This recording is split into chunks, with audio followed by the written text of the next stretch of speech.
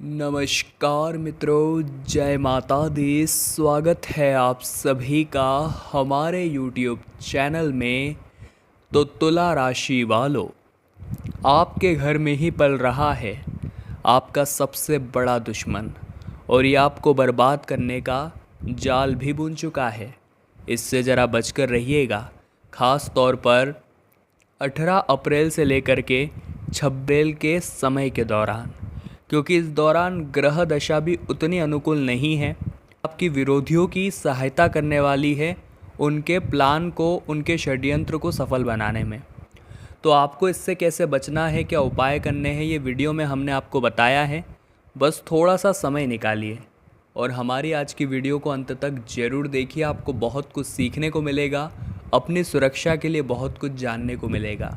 लेकिन सबसे पहले जितने भी सच्चे भक्त हैं यहाँ पर बाबा महाकाल के, वो इस वीडियो को लाइक करना न भूलें और कमेंट बॉक्स में जय श्री महाकाल सच्चे मन से लिखें।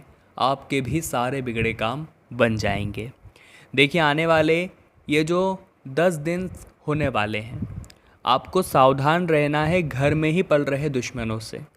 लेकिन ये जो दुश्मन हैं, ये आपके सामने मित्र बनने का दिखावा करते हैं। ये जो दुश्मन हैं, ये आपके सामने शुभचिंतक बनने का दिखावा करते हैं। आखिर इन्हें कैसे पहचाना जाए? ये वही लोग होते हैं जो जिस थाली में खाते हैं उसी में छेद करते हैं।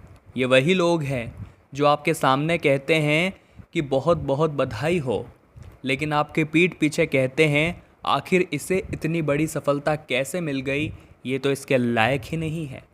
ऐसे लोग अक्सर आपकी पीठ पीछे आपको ठगने की, आपको बर्बाद करने की, आपके खिलाफ किसी भी तरह की अफवाह फैलाने की योजना बनाते हैं। आपको इनसे सावधान रहना है। वो कोई भी हो सकते हैं, चाहे फिर वो आपके चाचा चाची हो, चाहे मामा मामी हो, या फिर अंकल आंटी हो। आपको सभी से सावधान रहना है, क्योंकि कलयुग के इस दौर में बाहर के दुश्मन से ज़्यादा अंदर के दुश्मन भयानक है। और ऐसा तो शास्त्रों में भी लिखा हुआ है, जैसे जैसे कलयुग आगे बढ़ेगा वैसे वैसे इंसान के परिवार वाले ही उसके दुश्मन बनते चले जाएंगे, और इसकी रिज़ल्ट दिखना शुरू हो गए हैं। अक्सर आप जब कोई बड़ी चीज़ घर के लिए ख़रीदते हैं, अच्छी खासी रकम वाली चीज़ अपने घर के लिए ख़रीदते हैं, तो आप उन्हें अपने रिश्तेदारों को नहीं बताते, क्योंकि आपके मन में ये भाव बसा हुआ है कि अगर हम इन्हें इसके बारे में बताएंगे तो इन्हें ऐसा लगेगा कि हम बहुत पैसे कमा रहे हैं। ये हमसे जलने लगेंगे, ईर्ष्या करने लगेंगे, जबकि वो हमारे अपने हैं। ये सामान्य बात है और हर आम आदमी के घर का किस्सा है कि वो अपने परिवारजनों को ही, अपने रिश्तेदारों को ही अपनी महत्वपूर्ण चीज़ों के बारे में नहीं बताता, क्योंकि उसे एक डर होता है कि शायद तो वे मुझसे उधार मांग लेंगे, या तो ये हमारे बारे में अफवाहें फैला देंगे कि ये 2 नंबर का काम करते हैं और गलत तरीके से खरीद कर लाए हैं। ऐसे में क्या दोस्तों, हम हमारे जीवन को जीना छोड़ दें? क्या जीवन को सही ढंग से जीना ही भूल जाए? आपको बस इन लोगों को मुंह तोड़ जवाब देना है। ऐसे लोगों के पास जब आप मिठाई लेकर पहुंचेंगे तो ये आपको कहेंगे कि तूने कोई बड़ा काम नहीं किया है, ये तो कोई भी कर सकता है। लेकिन जब आप इनकी बातों को दिल से लगाएंगे तो प्रभाव पड़ेगा। अगर आप इन्हें इग्नोर करेंगे, ओम इग्नोराय नमः, इनके लिए यही मंत्र सबसे बढ़िया है। ऐसे सांप जो आपके घर में पल रहे हैं, जो आपके सबसे बड़े दुश्मन हैं, जो आप ही के रिश्तेदार हैं, और हर वक्त आपको ऐसा महसूस कराते हैं कि आपने कोई बड़ा तीर नहीं मारा है, क्योंकि ये आपको नीचा दिखाना चाहते हैं। ये आपको महसूस कराना चाहते हैं कि आप ज़्यादा हवा में ना उड़े, और बहुत बड़ा घमंड इनके अंदर है, लेकिन ये दिखाते नहीं हैं। इनकी पहचान दोस्तों आपको कैसे करनी है? तो हाथी के दांत जो खाने के अलग होते हैं वो और होते हैं, और दिखाने के कुछ और होते हैं।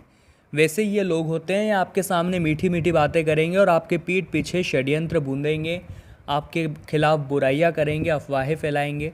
तो आप कुछ लोगों को ऐसा बनाइए जो आपको इनके बारे में आपको बताए। आप घर के बच्चों को बोल सकते हैं, आप घर के नौकरों को बोल सकते हैं, या फिर आस पड़ोसियों को भी बोल सकते हैं कि अगर हमारे ही घर के सदस्य हमारे बारे में आपको कुछ बुरा बोल रहे हैं तो आप हमें ज़रूर बताएं। यही एक तरीका है घर में पल रहे दुश्मन को पहचानने का। यही एक तरीका है भेड़ की खाल में भेड़िए को पहचानने का, वरना ये कब आपको बर्बाद कर देंगे कुछ कहा नहीं जा सकता। 18 अप्रैल से लेकर के 26 अप्रैल का जो समय होने वाला है वो रिश्तेदारों के लिए थोड़ा सा भयंकर होने वाला है।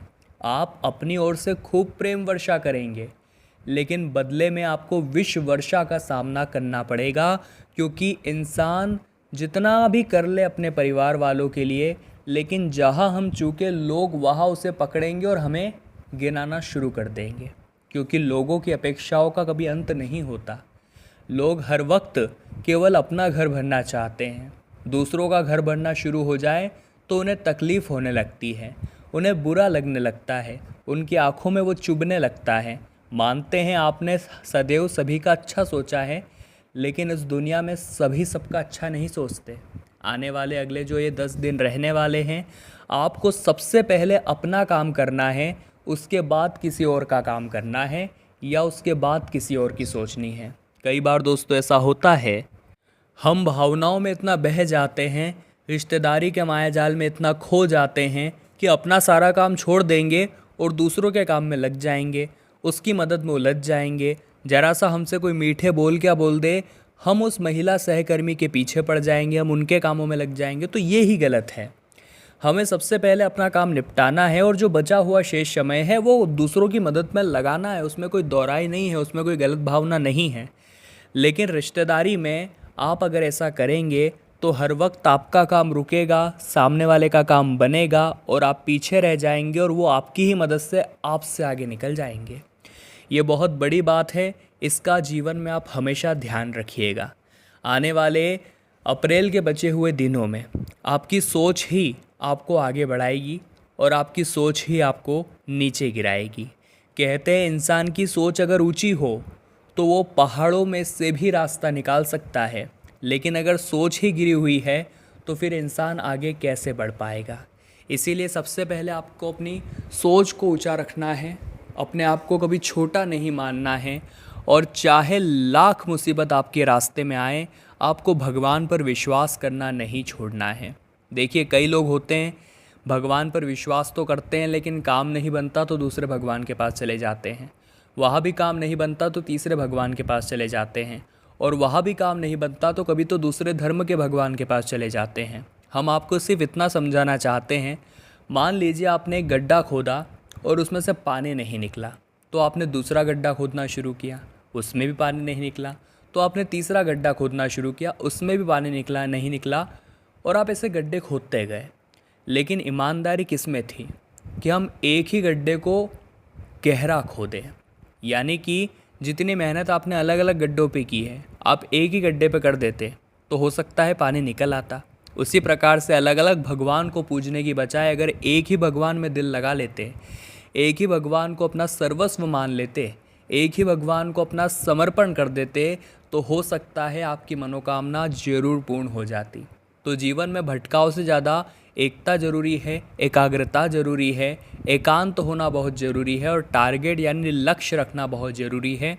उस लक्ष्य को बार बार बदलेंगे तो परिणाम हाथ से फिसल जाएगा और अच्छा जीवन नहीं कहलाएगा। आगे वीडियो में उपाय बताने जा रहे हैं, ज़रा कान लगाकर सुनिएगा, क्योंकि यही उपाय आपका काम बनाएंगे। ज़रा कान लगाकर सुनिएगा, क्योंकि यही उपाय आपकी किस्मत को चमकाएंगे। जिसमें सबसे पहला उपाय दोस्तों क्या है, मंगलवार का दिन हर किसी को रास आता है, क्योंकि हनुमान जी महाराज भक्त की विपदा को दूर करते हैं और संकट मोचन कहलाते हैं।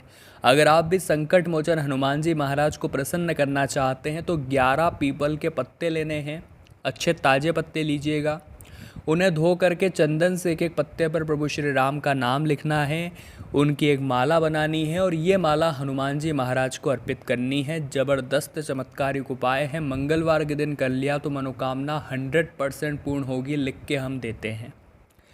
दूसरा उपाय बुधवार के दिन करना है। आपको गणेश जी को चढ़ी हुई एक दुर्वा अपने घर लेकर के आनी है।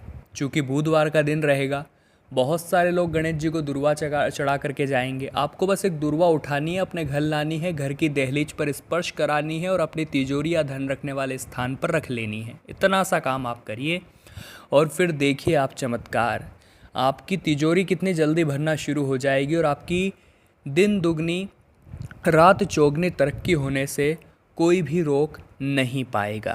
तो तुला राशि वालों, आज की वीडियो में हमने बात की आने वाले अप्रैल माह के अंतिम दिनों के बारे में। वीडियो पसंद आई हो तो लाइक करें, कमेंट बॉक्स में जय माता दी लिखें और हमारे चैनल को सब्सक्राइब करें, बेल आइकन को प्रेस करें। बहुत बहुत धन्यवाद। देखिए अंकल, मुझे आपसे कुछ